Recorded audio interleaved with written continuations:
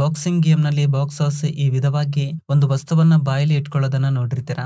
ನಿಜ ಹೇಳಬೇಕಂದ್ರೆ ಬಾಕ್ಸಿಂಗ್ ಒಂದು ಡೇಂಜರಸ್ ಗೇಮ್ ಅಂತಾನೆ ಹೇಳ್ಬೋದು.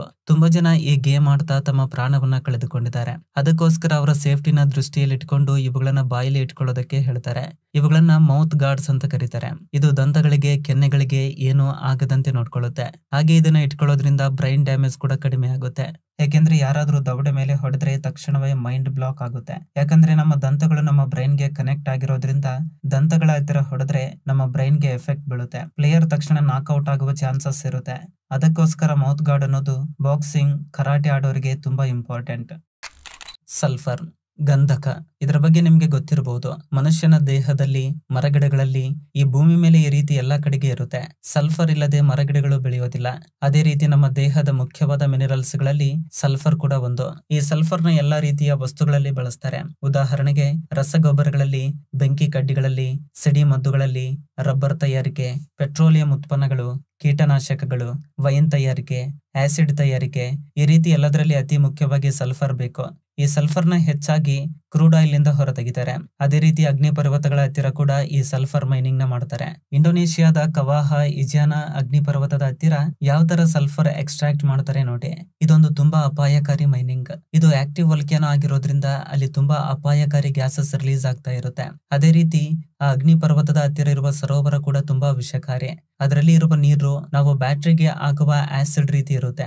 ಆದ್ರೂ ಹೊಟ್ಟೆಪಾಡಿಗಾಗಿ ಇವರು ಈ ರಿಸ್ಕ್ ನ ತೆಗೆದುಕೊಂಡು ಕೆಲಸವನ್ನ ಮಾಡ್ತಾರೆ. ಇಂಡೋನೇಷಿಯಾಗೆ ಸೇರಿದ ಒಂದು ಕಂಪನಿ ಆ ಅಗ್ನಿ ಪರ್ವತದ ಮೈನಿಂಗ್ ಲೈಸೆನ್ಸ್ ನ ತೆಗೆದುಕೊಂಡು ಆ ಅಗ್ನಿ ಪರ್ವತದಲ್ಲಿ ಬಿಸಿಯಾದಂತಹ ಗಾಳಿ ಹೊರಬರುವ ಪ್ರದೇಶದಲ್ಲಿ ಕೆಲವು ಪೈಪ್ಸ್ ಗಳನ್ನ ಅಳವಡಿಸಿ ಆ ಪೈಪ್ಸ್ ಮೂಲಕ ಈ ಹೊಗೆಯನ್ನ ಹೊರ ಬಿಡ್ತಾರೆ. ಆಗ ಈ ಹೊಗೆಯಲ್ಲಿರುವ ತೇವಾಂಶ ಆ ಪೈಪ್ ಗೆ ಅಂಟಿಕೊಂಡು ಲಿಕ್ವಿಡ್ ರೀತಿ ಬದಲಾಗುತ್ತೆ. ಆ ನಂತರ ಆ ಲಿಕ್ವಿಡ್ ದ್ರವ ರೂಪಕ್ಕೆ ಬರುತ್ತೆ. ಅದುವೇ ಸಲ್ಫರ್. ಆ ಗಡ್ಡೆ ಕಟ್ಟಿದ ಸಲ್ಫರ್ ನ ಕೂಲಿ ಕಾರ್ಮಿಕರು ತೆಗೆದು ಅದನ್ನ ಫಿಲ್ಟರ್ ಮಾಡೋ ಜಾಗಕ್ಕೆ ಕಳಿಸ್ತಾರೆ. ನಂತರ ಅದನ್ನ ಫಿಲ್ಟರ್ ಮಾಡಿ ಮಾರಾಟ ಮಾಡ್ತಾರೆ. ಪ್ರಪಂಚದಲ್ಲಿ ಅತ್ಯಂತ ಅಪಾಯಕಾರಿ ಮೈನಿಂಗ್ಸ್ ನಲ್ಲಿ ಇದು ಸಹ ಒಂದು. ಪ್ರಪಂಚದಲ್ಲಿರುವ ಎಲ್ಲಾ ದೇಶಗಳ ಪೊಲೀಸರ ಕೆಲಸ ಜನರ ಸೇವೆ ಮಾಡೋದು, ಪ್ರೊಟೆಕ್ಷನ್ ಕೊಡೋದು, ಕಳ್ಳರನ್ನ ಹಿಡಿಯೋದು, ಈ ರೀತಿ ಕ್ರೈಮ್ ರೇಟ್ ಕಡಿಮೆ ಮಾಡುವುದೇ ಪೊಲೀಸರ ಕೆಲಸ. ಈ ರೀತಿ ಪ್ರತಿ ಪೊಲೀಸರ ಆಯ್ಕೆ ಕೂಡ ಅವರು ಮಾಡಿದ ಕೆಲಸದ ಆಧಾರದ ಮೇಲೆ, ಅವರ ವಿದ್ಯಾಭ್ಯಾಸದ ಆಧಾರದ ಮೇಲೆ, ಅವರ ಟ್ಯಾಲೆಂಟ್ ಆಧಾರದ ಮೇಲೆ, ಅವರ ಬಾಡಿ ಫಿಟ್ನೆಸ್ ಆಧಾರದ ಮೇಲೆ ಆಯ್ಕೆ ಮಾಡ್ಕೊಳ್ತಾರೆ. ಇದು ಈಗ ನಡೆಯುತ್ತಿರುವ ವಿಷಯ. ಆದ್ರೆ ಈ ವಿಷಯ ನಿಮ್ಗೆ ಗೊತ್ತಾ?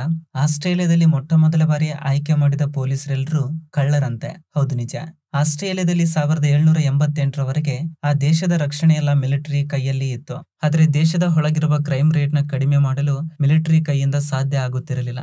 ಈ ರೀತಿ ಆಗಿನ ಗವರ್ನರ್ ರಾತ್ರಿ ಸಮಯದಲ್ಲಿ ಕಾವಲು ಕಾಯಲು 12 ಜನ ಲೋಕಲ್ ಪೊಲೀಸರನ್ನ ಆಯ್ಕೆ ಮಾಡಬೇಕು ಅಂತ ನಿರ್ಧಾರ ಮಾಡ್ತಾರೆ. ಆಗ ದೇಶದಲ್ಲಿ ಪೊಲೀಸರು ಇಲ್ಲದಿದ್ದ ಕಾರಣ ಹೊಸದಾಗಿ ಪೊಲೀಸರನ್ನ ನೇಮಿಸಬೇಕು ಅಂತ ಪಕ್ಕದ ಊರಲ್ಲಿದ್ದ 12 ಜನ ಕಳ್ಳರನ್ನ ಆಯ್ಕೆ ಮಾಡಿಕೊಂಡು ಅವರನ್ನ ಮೋಟಿವೇಟ್ ಮಾಡಿ ಅವರನ್ನ ಪೊಲೀಸರನ್ನಾಗಿ ಮಾಡ್ತಾರೆ. ಈ ರೀತಿ ಜೈಲಿನಲ್ಲಿ ಇರಬೇಕಾಗಿದ್ದ ಕಳ್ಳರು ಒಂದೇ ದಿನದಲ್ಲಿ ಪೊಲೀಸರಾಗ್ತಾರೆ. ನಿಮ್ಗೆ ಗೊತ್ತಾ, ಇಂಡಿಯನ್ ಆರ್ಮಿಗೆ ಪಂಕ್ಚರ್ ಆಗಿರೋ ಗಾಡಿಯನ್ನ ಕೊಡ್ತಾರೆ. ಬೇರೆ ದೇಶಗಳಲ್ಲಿ ನೋಡ್ಕೊಂಡ್ರೆ ಎಲ್ಲಾ ದೇಶಗಳು ಅವರ ಆರ್ಮಿಗೆ ಆಲ್ಮೋಸ್ಟ್ ಎಲ್ಲಾ ಫೆಸಿಲಿಟೀಸ್ ಕೊಡೋದಕ್ಕೆ ಅಲ್ಲಿರುವ ಗವರ್ಮೆಂಟ್ ಆದಷ್ಟು ಟ್ರೈ ಮಾಡುತ್ತೆ. ಅದೇ ನೀವು ಭಾರತದಲ್ಲಿ ನೋಡ್ಕೊಂಡ್ರೆ ಇಷ್ಟಕ್ಕೂ ಪಂಕ್ಚರ್ ಆಗಿರೋ ಗಾಡಿಯನ್ನ ನಡೆಸಲಿಕ್ಕೆ ಯಾಕೆ ಕೊಡ್ತಾರೆ ಅಂತ ತುಂಬಾ ಜನ ಕೇಳ್ತಾ ಇದ್ದಾರೆ. ಇದರ ಹಿಂದಿರುವ ರೀಸನ್ ಏನಂದ್ರೆ ಇದು ಆಕ್ಚುಲಿ ಅವರ ಸೇಫ್ಟಿಗಾಗಿನೇ ಈ ರೀತಿ ಮಾಡ್ತಾರಂತೆ.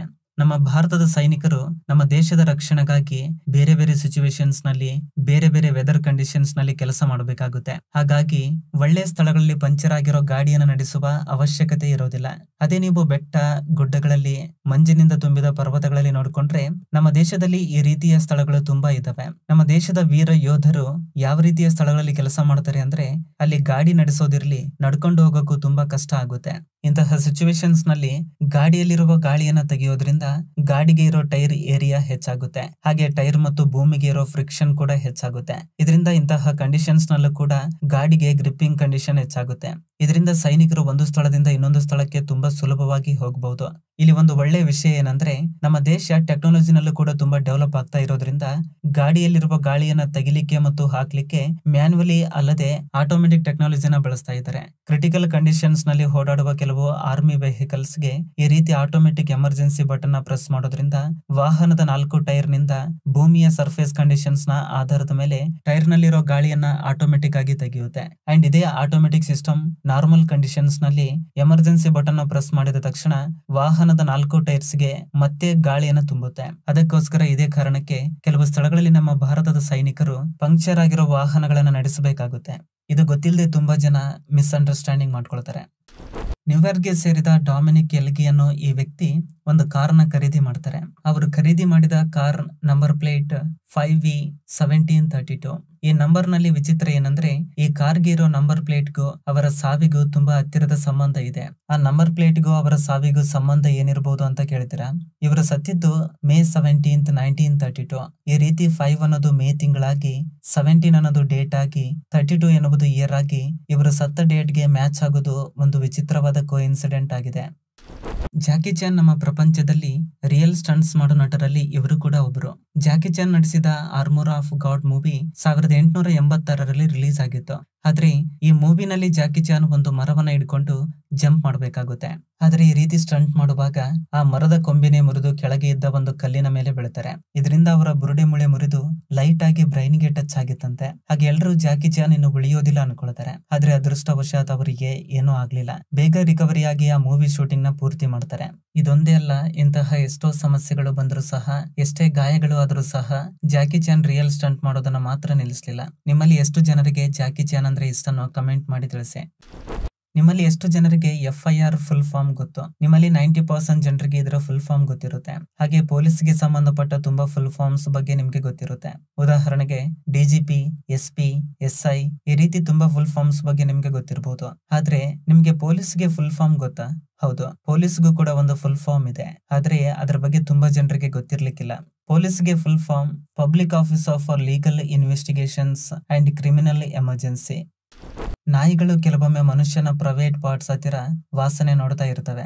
ಬೇರೆ ನಾಯಿಗಳಿಗೂ ಕೂಡ ವಾಸನೆ ನೋಡ್ತಾ ಇರ್ತವೆ. ಆದ್ರೆ ಈ ರೀತಿ ಯಾಕೆ ಮಾಡ್ತವೆ ಅಂದ್ರೆ ನಾಯಿಗಳು ಯಾವಾಗ್ಲೂ ವಾಸನೆಯನ್ನ ಫಾಲೋ ಮಾಡ್ತವೆ. ಮನುಷ್ಯನಿಂದ ಹಿಡಿದು ಎಲ್ಲಾ ಪ್ರಾಣಿಗಳ ದೇಹದಲ್ಲಿ ಅಪೋಕ್ರೈನ್ ಗ್ಲ್ಯಾಂಡ್ಸ್ ಇರ್ತವೆ. ಇವುಗಳಿಂದ ಬರುವ ವಾಸನೆ ಸಾಮಾನ್ಯ ವಾಸನೆಗಿಂತ ಹೆಚ್ಚಾಗಿರುತ್ತೆ.